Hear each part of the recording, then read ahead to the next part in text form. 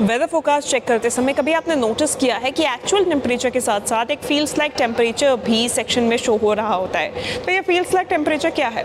देखिए, जब हमारी बॉडी को एक रिलेटिव टेम्परेचर महसूस होता है, यानी कि मान लीजिए कि टेम्परेचर 40 डिग्री है लेकिन हमें उससे ज़्यादा गर्मी लग रही है, 45 डिग्री की गर्मी हमें लग रही है, तो वो एक फील्स लाइक टेम्परेचर होता है। यानी कि एक रिलेटिव एनवायरनमेंट में हमारी शरीर को, हमारी बॉडी को कितना टेम्परेचर महसूस हो रहा है, नो मैटर कि वाकई में टेम्परेचर हो क्या रहा है।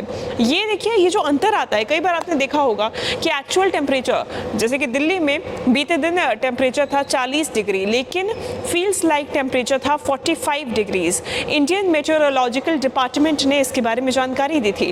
अब ये 5 डिग्री का अंतर कैसे आया? हमारी बॉडी को 45 डिग्री की गर्मी कैसे लग रही थी जबकि मौसम विभाग के अनुसार 40 डिग्री ही तापमान था?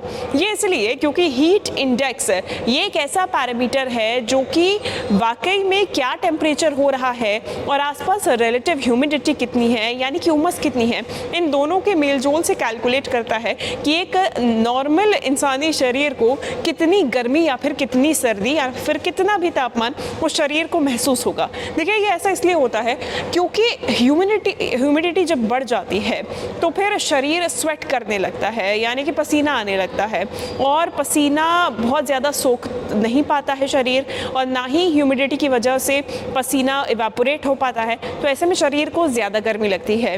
वहीं नॉर्मली गर्मी में इंसान का शरीर स्वेट करता है और इससे जब स्वेट इवेपोरेट होता है तो शरीर ऑटोमेटिकली कूल भी हो जाता है, इसीलिए कम गर्मी लगती है।